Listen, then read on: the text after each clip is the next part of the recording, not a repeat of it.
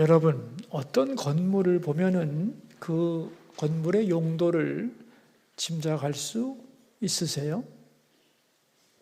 대개는 짐작할 수 있죠, 그죠? 특별히 그 건물의 구조를 잘 보면은 그 건물을 왜 지었는지를 알 수 있죠. 이게 주택용인지 상가용인지 아니면 공장용인지 그 구조를 보면은 그 건물의 목적과 용도, 그 건물이 무엇을 위한 건물인가, 그 건물의 지향점을 알 수가 있는 거예요.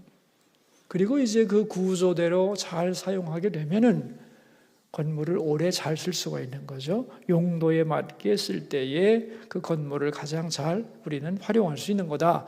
그런 전제를 우리는 이해할 수 있을 겁니다. 마찬가지로 우리의 마음도 그런 거라는 거예요. 마음의 구조를 잘 알게 되면은 하나님이 왜 마음을 이렇게 만들었을까? 그리고 인간은 어떻게 살아야 하는가? 건물을 보면 건물의 목적을 알듯이 마음의 구조를 알면 왜 하나님이 이렇게 우리를 만드시고 어떤 인간이 되기를 원하셨는가를 다 알 수가 있다. 그런 얘기입니다. 그래서 오늘은 마음의 구조를 배우려고 하는 겁니다. 성경에 보면은 인간을 크게 셋으로 나누죠. 여러분 다 아시죠, 그죠? 영과 혼과 육으로 나눕니다. 데살로니가전서 5장에 나와요. 우리를 영과 혼과 육으로 만드셨다. 그러면은 그 영과 혼과 육 중에서 마음은 어디에 해당하는 걸까요? 영일까, 혼일까, 육일까?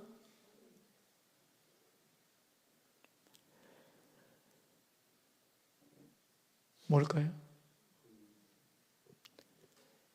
영과 혼을 합한 것이 마음이에요.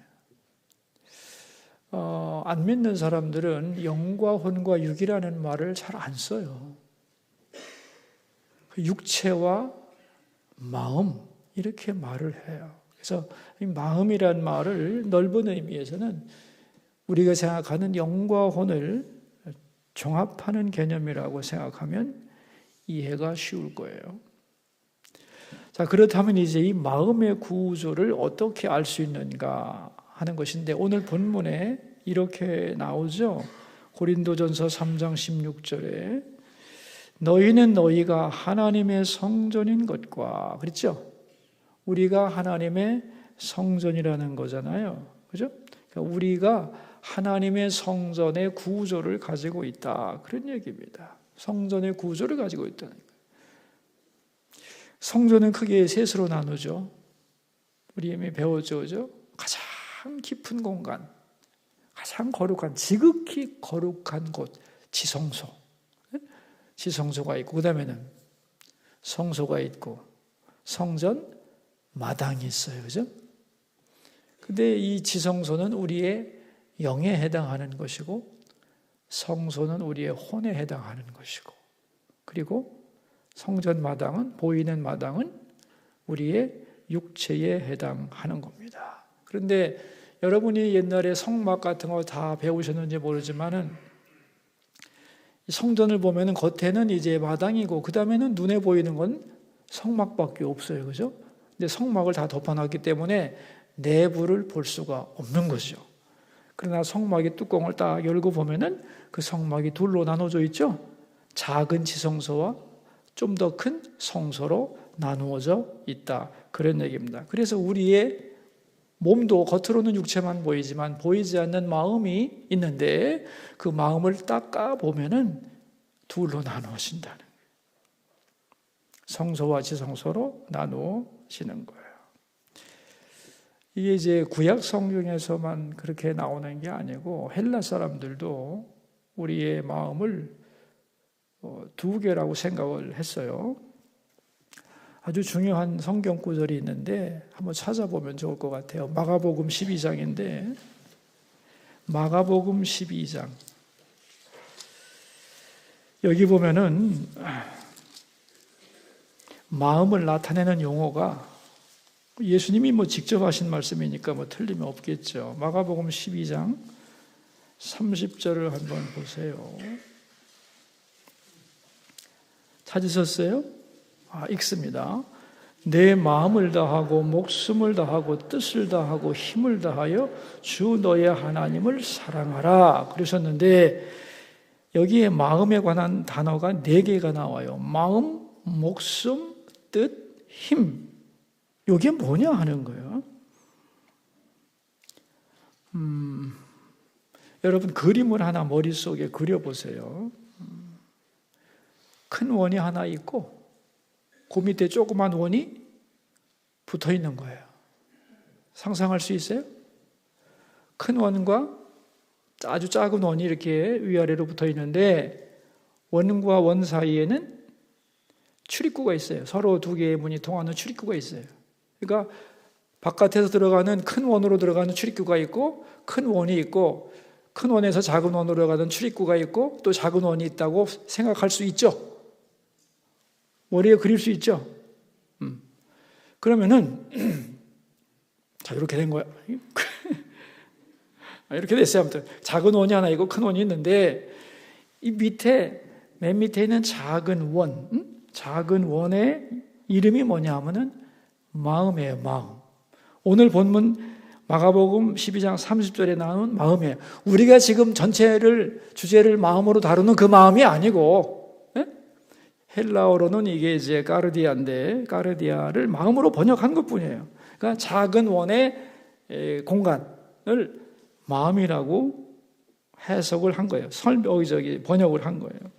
그러면 이 작은 원과 큰 원에 연결된 이 문이 있을 거 아닙니까? 문. 그죠? 그 위에 문이 있을 거 아니에요. 그 출입구 이름이 수케, 오늘 목숨이라고 번역하는 거예요. 그리고 이제 위에 있는 큰 공간, 큰 공간의 이름이 뭐냐 하면은 디아노이아, 뜻이라고 번역을 한 거예요. 뜻으로. 그리고 마지막 이제 큰 원의 위에 출입구, 이게 뭐냐? 이게 힘. 그렇게 되는 거예요. 그러니까 이 헬라어로 봐도 마음이 2개의 공간으로 이루어져 있는 거예요. 그걸 예수님께서는 밑에서부터 설명한 거예요. 그죠? 마음을 다하고 목숨을 다하고 뜻을 다하고 힘을 다하여. 이 말을 이제 여러분이 이해하실 수 있겠죠. 이 말의 의미가 4개의 단어를 썼지만 결국은 무슨 소리냐면은 내 영과 혼의 모든 것을 다하여, 이런 얘기예요. 한마디로 줄이면 온 맘 다하여, 이런 뜻입니다. 이해되세요? 아니요, 그냥 그런 게 있다고만 알아두시면 돼요. 너무 복잡하게 들어갈 거 없잖아요, 우리는. 그죠? 헬라적으로도 마음을 둘로 나누는구나. 그리고 히브리적으로도 성소와 지성소를 통하여 마음이라고 하는 것을 둘로 나누는구나. 여기까지만 알면 되는 거예요. 자, 이제 성전의 구조를 더 자세히 보면은 지성소와 성소를 합해서 뭐라고 부르죠? 성막이라 부르고 이걸 마음이라고 한다고 그랬잖아요. 그죠? 근데 지성소가 이제 하는 일이 뭐냐, 이거. 지성소가 하는 일은 뭐냐면은, 다시 말하면 우리 마음의 지성소, 가장 깊은 우리의 마음이 하는 것, 즉 다른 말로 말하면 우리의 영이 하는 일이 뭐냐, 이거예요. 영이 하는 일. 내가 가장 가치 있다고 생각하는 것이 지성소에 들어가는 거예요. 우리로 말하자면은 내가 가장 사랑하고 내가 최고라고 생각하고 이것만 있으면 행복할 것이라고 생각하는 나의 가장 소중하게 생각하는 것이 내 영에 들어가는 거예요. 그걸 결정하는 것. 무엇이 나에게 가장 소중한 것인가를 결정하는 게 지성소의 역할이에요. 그러면 성소의 역할은 뭐냐 하면은 그 지성소가 선택하는 것을 내 마음에 채우기 위하여 지정의를 활용하여 활동하는 것이 성소예요. 다시 말하면 성소의 역할은 지성소의 역할에 종속되는 것이다. 그런 얘기예요. 다시 말하면 영이 선택하는 것을 우리의 혼은 지정의를 활용하여 얻으려고 몸부림을 치는 것이다. 그런 뜻이에요. 이해되세요? 이해가 돼야 되는데, 만약에 이해가 안 되면 방송을 다시 들으세요. 방송을 다시 들으세요. 그래서 어떤 분은 여기 앉아 있으면은 이 집중이 안 된다고 써가면서 한다고 뭐 방송 듣는 사람 분도 있대는데 그게 좋은 건 아니겠지만 현장에 나와 들어야 되겠지만 아무튼 좋습니다. 듣고 또 듣도록 하세요. 그래서 마음을 잘, 이 메커니즘을 잘 이해하고 나면은 신앙생활과 우리가 살아가는데 큰 유익이 있을 거라고 생각합니다. 작은 지성소에서 결정한 것을 좀 더 큰 성소에서는, 그죠? 그 작은 것을 내 속에서 성취하기 위하여 지정의를 활용하여 몸부림치는 것이 바로 우리의 혼의 역할이다. 지성소와 성소를 보면서 우리는 그것을 알 수가 있다는 거예요. 자, 그러면 이제 더 구체적으로 본다면 지성소 안에는 뭐가 들어있어요? 이게 이제 기초가 잡혀져 있어야 되는데, 여러분 이 성소의 구조를 머릿속에 딱 기억하고 있으면은 우리 마음과 혼이 뭘 하는가를 금방 알 수 있어요. 지성소 안에는 딱 하나만 들어있죠? 뭐 들어가 있어요? 법궤. 법궤 속에는 뭐가 들어가 있어요? 십계명 돌판. 그죠? 거기에 하나님 말씀이 새겨져 있는 거예요. 그러니까 보이지 않는 하나님이 십계명 돌판이라고 하는 말씀으로 구체화되어 들어있는 곳이 지성소잖아요. 그죠? 그러니까 그 법궤와 십계명은 뭘 상징하느냐? 하나님의 임재를 상징하는 거예요. 그러니까 지성소 안에는 딴 거 없어요. 그죠? 그 거룩한 공간 안에는 법궤 속에 십계명 돌판이 들어있는 것이고 이것은 하나님의 임재를 상징하는 것이. 그렇죠? 자, 그 다음에 이제 지성소에서 나오면은 성소가 있는데 성소에는 뭐가 들어있어요? 성소에는 세 가지가 들어있어요. 지성소와 제일 가까운 앞에는 분향단이 들어있어요. 분향단. 분향단은 뭐 하는 거냐면 향을 피우는 받침이 분향단이죠. 하루에 아침 저녁 2번 절대로 꺼서는 안 되는 향을 피우는 곳이 분향단인데 이 향은 뭘 의미하냐면 성도들의 기도를 의미하는 거예요. 기도라고 하는 것은 내 갈망과 소원을 하나님께 아뢰는 거죠. 그죠? 자, 그 다음에는 뭐가 있냐면 떡상이 있어요. 떡상. 하나님께서 우리에게 먹을 것을 주신다. 삶에 필요한 모든 것을 공급하신다는 것을 상징하는 떡상이 있는데, 자, 떡을 먹으면 여러분 어떻게 돼요? 배부르죠? 배불러지는 거예요. 배부름이란 다른 말로는 만족을 의미하는 거예요. 하나님이 우리를 만족하게 하신다.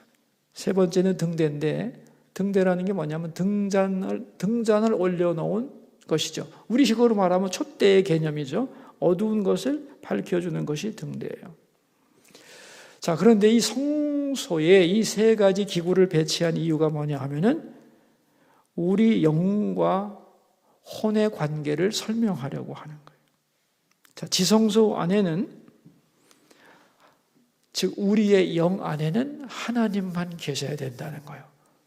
그 그림 자체가 이렇게 나오잖아요. 여러분, 이 성소를 위에서 이렇게 봤다고 생각해 보세요. 작은 방 안에 하나님을 상징하는 법궤 하나만 딱 놓여 있잖아요. 그죠? 그리고 좀 더 큰 방으로 딱 가면은 기도를 상징하는 분향단과 떡상과 등대가 있는 거예요. 그러면은 이 하나님만 여기는 계셔야 된다는 거 아니에요? 우리 가장 깊은 영 안에는 하나님만 계셔야 되고, 이 하나님만 계실 때에 이 세 가지 작용이 하나님을 중심으로 일어난다. 그런 얘기입니다. 근데 여기서 이제 주목할 것은 지성소 안에 이 법궤의 뚜껑이 이렇게 있는데, 법궤 안에 이제 십계명 돌판이 있는데 위에 뚜껑이 있을 거 아니야? 이 뚜껑 윗부분을 뭐라고 부르느냐? 속죄소라고 불러요. 속죄소라고. 그리고 속죄소 위에는 천사 둘이 이렇게 마주보고 이렇게 쳐다보고 있는 이 공간이 속죄소예요. 속죄소라고 하는 것은 죄를 속한다는 의미잖아. 그 자체로든. 그래서 죄를 속하는 곳은 이곳이 아니고 번제단에서 사실은 속해야 되는데 여기 이름을 왜 속죄소라고 했느냐 하면은 이런 얘기입니다. 하나님만 계셔야 되는 그곳에 다른 곳이 들어오면 죄가 된다는 뜻이에요. 그러니까 하나님이 이렇게 보고 계시는 거예요. 우리의 영을 보고 계시면서 네 영 안에는 나만 있어야 되거든. 왜냐하면 네 영의 주인이 바로 나거든. 그래서 그 영에는 하나님만 계셔야 되는데 하나님 외에 다른 것이 들어오는 것이 죄다. 그런 얘기입니다. 네 마음의 지성소에 나 하나님만 계셔야 되는데 그 지성소에 다른 것이 들어오면 그게 죄라는 거예요. 그러니까 원리적으로 말해서 우리의 영에는, 즉 우리 마음의 지성소에는 하나님만이 계셔야 되는데 실제로는 어떻게 되느냐? 내가 가장 중요하고 가치 있다고 생각하는 것들이 계속 그 하나님 자리를 대치하여 들어온다는 거예요. 그게 자식이든 물질이든 명예든 권력이든. 아시겠어요? 다른 게 자꾸만 들어와요. 세상살이 하다 보면. 그게 죄라는 거예요. 오늘 본문 우리가 16절 읽었는데 17절을 보시면 뭐라고 나와 있어요?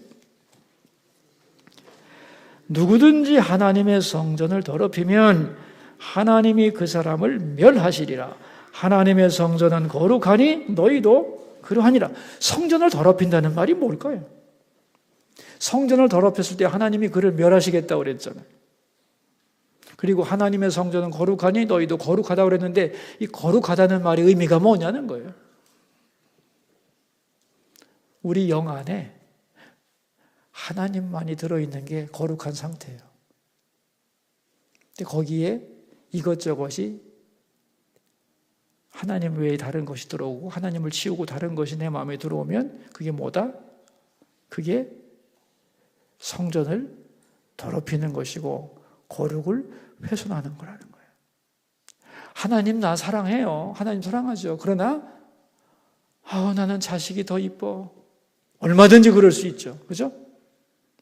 그러면 우리 마음의 지성소가 더러워진 것이고 거룩이 훼손된 것이고 그걸 하나님은 죄라고 여기신다. 그런 얘기입니다. 정확합니다. 그러니까 이제 지성소 안에 원래 하나님이 그려준 그 지성소 안에 법궤와 십계명 돌판, 즉 하나님만 내 영으로 모시고 있을 때 그게 하나님이 원하시는 올바른 인간의 모습이죠. 그죠? 자, 그럴 때에 이제 성소에 있는 세 가지가 어떤 작동을 하느냐 하면은 세 가지를 하는 거예요. 분향단은 뭘 상징한다고 그랬죠? 기도를 상징하는 것이고 이것은 소원과 갈망을 의미하는 거예요. 떡상이란 먹고 배부른 거예요. 만족을 의미하는 거예요. 마지막 등대는 판단, 분별력과 밝혀주는 것이기 때문에 분별력과 판단을 말해요. 그래서 우리의 혼이 지정의를 가지고 영이 선택한 것을 이루기 위해 몸부림친다고 그랬죠. 그죠? 근데 잘 보세요, 여러분. 분향단은 지정의 중에서 어느 걸까요? 소원과 갈망이잖아요. 의지입니다. 의지. 떡상은 만족이죠. 감정이에요. 등대는 밝게 빛나는 판단, 분별력이죠. 이성입니다. 무슨 소리인지 아시겠어요? 다시 말하면 우리 영혼 속에 하나님만 딱 계시게 될 때에는 혼이 3차원에서 작동하는 거예요. 다시 말하면 하나님을 갈망하고, 그죠? 하나님으로 만족하고, 그 다음에는 하나님의 뜻이 뭔지를 찾고 분별하고, 이렇게 하는 거구나 라고 깨닫는다는 거예요. 그래서 영 안에 들어 계신 하나님만을 우리는 사모하고, 그죠? 하나님으로 만족하고, 그죠? 하나님의 뜻이 뭔가를 계속 찾는 역할을 하는 거예요. 다시 말하면 혼은 영에게 종속되어 지정의를 가지고 그것을 위해 봉사하는 도구다, 그런 얘기입니다. 그런데 이제 이게 원래 우리의 영과 혼의 관계인데 만약에 내가 하나님 대신에 나는 돈이 하나님보다 더 가치 있다고 생각을 했다면 그 사람의 영 속으로는 뭐가 들어간 거예요? 돈이 들어간 거잖아요. 그죠? 그렇죠? 그게 죄라고 그랬잖아요. 그게 성전 더럽히는 거고 거룩을 훼손하는 건데 아무튼 들어갈 수는 있잖아요. 그럼 내가 이제 돈을 최고로 내 영 안에 모셨을 때 하나님보다 돈을 더 사랑해서 돈으로 만족하는, 돈을 갈망하는 사람이 되었을 때는 이제 혼은 어떻게 작동하느냐 하면 돈을 위해 작동하는 거죠. 돈을 갈망하게 되고, 그게 분향단이에요. 돈을 갈망하게 되고, 다른 거 갈망 안 해. 아무것도 갈망 안 해. 돈만 있으면 되겠다. 돈만 있으면 좋겠어. 돈만 있으면 좋겠어. 돈만 있으면 좋겠어. 돈을 갈망하게 되고, 그 다음에는 다른 것에는 만족 안 해요. 돈이 있어야 만족을 하는 거예요. 또한 어떻게 하는 게 돈 버는 길일까? 그 방법을 찾고, 이렇게 해야 돈을 벌겠구나. 저렇게 하면 돈을 못 벌겠구나.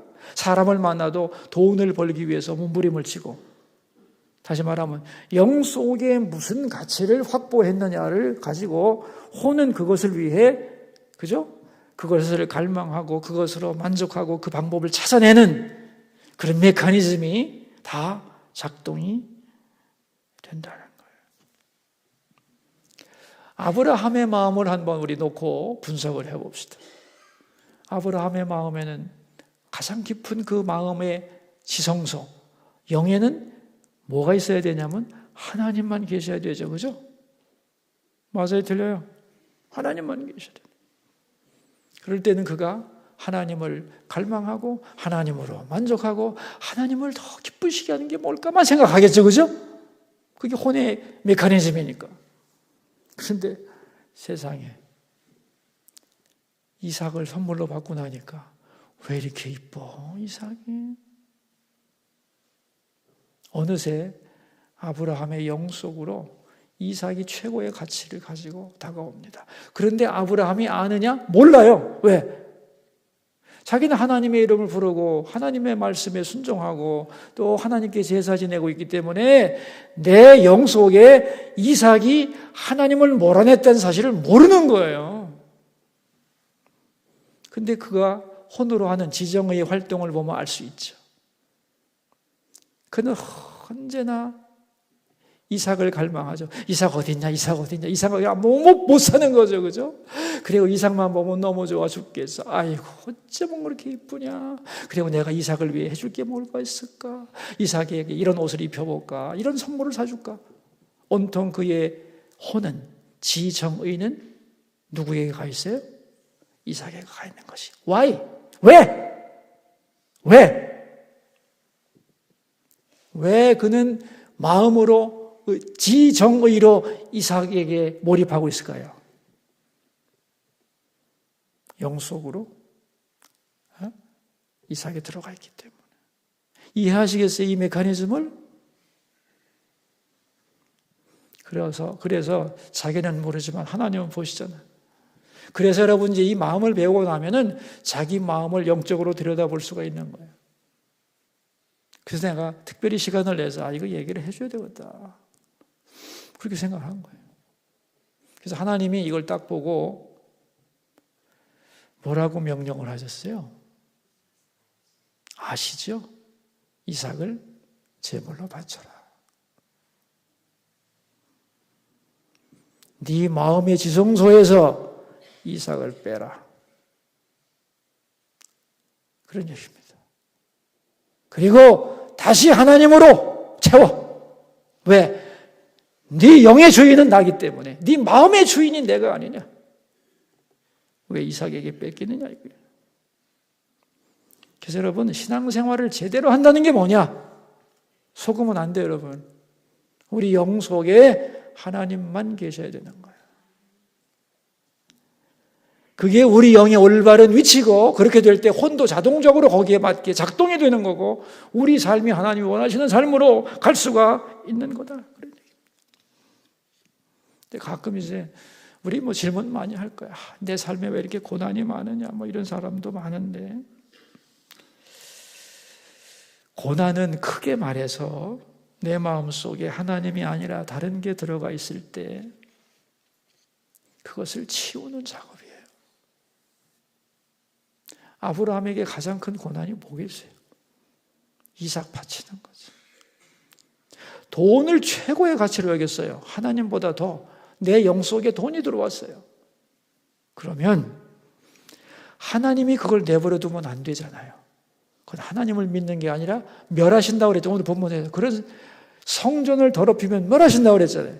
가만두면 멸망하잖아요. 그래서 어떻게 해야 돼요? 그걸 빼버려야지.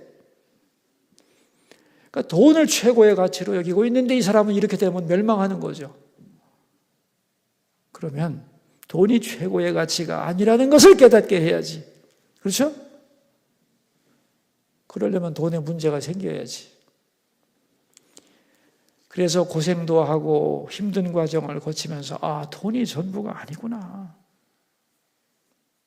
자식이 전부가 아니구나. 권력이 다가 아니구나. 깨닫게 하는. 그러니까 고난은 하나님 아닌 것을 우리 마음의 지성소에 두었을 때에 그것을 뽑아내는 과정입니다. 여러분, 하나님은 왜 우리 마음의 지성소에서 하나님 아닌 것을 뽑아내려는지 이유를 알 것 같죠? 그래서 그래야 하나님과 우리와의 관계가 진정한 관계가 되기 때문에, 그래야 하나님과 함께 영원히 갈 수 있기 때문에, 그것이 가장 우리에게 행복한 길이기 때문에, 그래서 하나님은 끝까지 우리 영 안에, 우리 마음의 지성소 안에 하나님 아닌 것이 들어있을 때 뽑아내려고 하는 것이고, 진정한 신앙의 싸움은 뭐냐? 신앙의 싸움의 핵심이 뭐냐? 이거예요. 영 안으로 무엇이 들어가느냐? 그거를 막아내는 싸움. 하나님만이 내 마음의 진정한 주인인 것을 흐트러뜨리지 않는 것. 때로 세상 나가 살다 보면 다른 게 제일 좋아질 수 있어요. 연애할 때는 애인이 최고지 뭐. 그러나 그 순간에도 아니지. 내가 이 사람을 사랑하고 좋지만 진정한 내 주인은 하나님이지. 아멘이죠. 그것을 유지해 나가는 게 신앙의 싸움. 여러분, 이 구약의 성전이 보여주는, 나타내는 개념이 저는 옛날에는 굉장히 간단한 거라고 생각을 했는데 아니에요. 이 성전을 통해서 우리 혼과 영을 다 보여주잖아요. 그죠? 먼저 우리 인간을 성전과 비교하고 성전의 구조를 말해주면서 인간 마음의 구조가 어떻게 이루어지는지 그 메커니즘을 설명합니다. 그리고 어떻게 살아야 되는 건지, 하나님이 원하시는 올바른 인간의 모습이 뭔지, 무엇가 죄인지 정확하게 보여주고 있는 거죠. 그래서 우리의 진정한 주인이신 하나님은 우리 영 안의 주인으로 좌정해 계셔야 한다. 그리고 그렇게 할 때에 너의 혼은 지정의를 통하여 하나님을 어떻게 더 잘 섬기고 사랑할 것인가를 위해 작동하는 거다. 그런 얘기입니다. 혹은 이런 질문이 나올 수도 있을 거라고 생각을 해서 한번 가상의 질문을 해봤는데, 그럼 나는 내 마음속으로 하나님이 가장 소중한 분이라고 나는 인정한다. 그게 진짜인지 아닌지는 하나님만이 아시겠지만, 아무튼 내 생각에는 나는 하나님보다 더 사랑하는 게 아무것도 없다. 하나님만을 나는 사랑한다. 거기에 최고의 가치를 둔다고 자기는 믿는데 왜 하나님으로 충만한 느낌이 안 들지? 이런 질문을 할 수는 있어요. 근데 여러분 잘 생각해 보세요. 돈을 최고의 가치로 여긴다고 합시다. 그래도 그 사람은 가만히 있어서 돈 버는 건 아니에요. 돈 벌기 위해서 노력을 해야 돼요. 그죠? 돈이란 무엇인가, 어떻게 하면 벌 수 있는가, 돈을 연구하고 돈 버는 방법 연구하고. 여러분, 우리가 하루 중에 돈 벌기 위해서 쓰는 시간을 아까워하나? 손 들어보세요. 아까워하는 사람 있습니다. 지금도요, 가락시장은요, 우리보다 더 붐벼요. 예? 돈 버는 일이라면 시간과 정력을 아끼지 않습니다. 여러분, 그 누구야? 피아노 왜 콩쿠르에서 뭐 있잖아요. 그죠? 임현찬인가 뭐 있잖아요. 피아노를 하루에 몇 시간 친다고? 그에게는 피아노가 최고의 가치일 거야. 그래도 나 피아노 무지 좋아하거든? 피아노가 내 삶의 의미야. 그런 사람은 피아노 연습한다 안 한다? 피아노 연습한다 안 한다? 예? 안 하는데 그렇게 돼? 합니다. 무지하게 피아노 치는 거예요. 방음장치하고 낮이나 밤이나 치는 겁니다. 왜? 그래야 피아노로 충만해지는 거거든. 여러분, 지식을 얻으려고 해도요, 공부 무지하게 해야 됩니다. 그죠? 공부 안 하고 지식이 쌓이는 천만의 말씀. 하나님도 그렇습니다. 여러분, 하나님에 대해서 더 많이 생각하시고, 예? 십자가에 대해서 더 묵상하시고, 하나님과 교제하는 시간이 많아질수록 하나님은 충만하게 되는 거죠.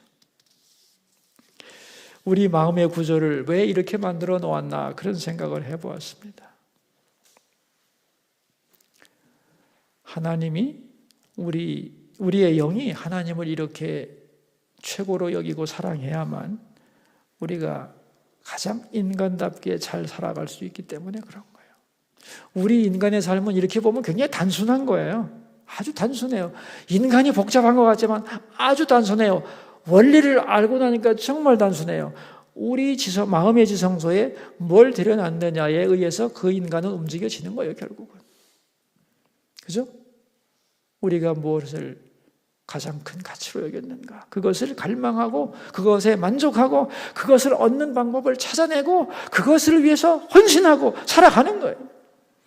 네 영이 좋아하는 것을 위해 너는 살아가는 존재다. 그래서 이런 의미에서 우리의 혼은 영을 지향점으로 삼고 있는 거예요. 다시 말하면 우리의 삶을 뭐가 이끌어가요? 우리 마음의 지성소, 우리 영이 이끌어가는 것이고 거기에 무엇을 초점으로 두었느냐가 우리 삶을 그대로 이끌어가고 있는 겁니다. 그래서 성전의 지성소와 성소를 머릿속에 그리시고 거기에 어떤 성물, 법궤와 분향단과 떡상과 등대가 있는 것을 그 머리에 딱 그리고 나면 우리의 마음이 어떻게 작동되어야 하는가, 그리고 어떤 것이 우리가 영적으로 건강한 것인가, 우리가 무엇을 지향점으로 살아가야 되는가, 이것을 다 이해할 수 있는 겁니다. 시간이 한번 나신다면 제 책도 있잖아요.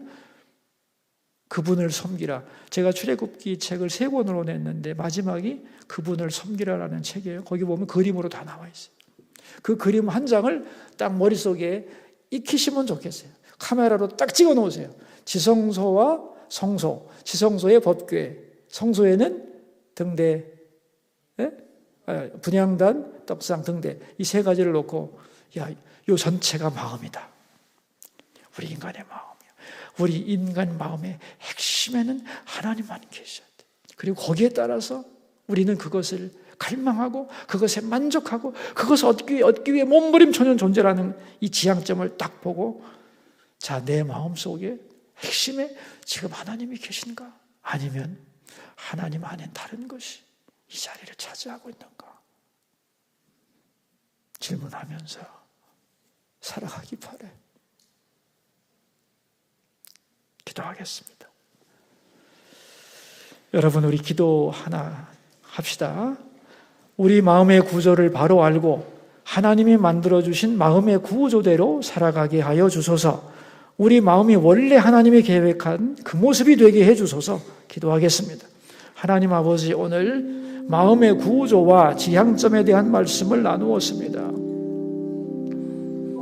하나님은 우리를 성전에 비유하시고 성전의 구조를 설명하면서 우리의 영과 혼의 역할과 그 메커니즘을 정확하게 보여주고 계십니다. 왜 하나님이 우리 마음을 이렇게 만드셨을까? 마음의 구조를 바로 알고 이 마음의 구조대로 살아가게 하시고 하나님이 원래 계획하신 그 마음의 구조의 모습이 우리의 마음이 되기를 원하나이다. 우리 마음의 지성소에 하나님 아닌 것이 들어가 있다면 다 빼버리게 해주시고 이러한 신앙의 싸움에서 늘 승리하는 주님의 자녀들이 되도록 하나님 역사하여 주시옵소서.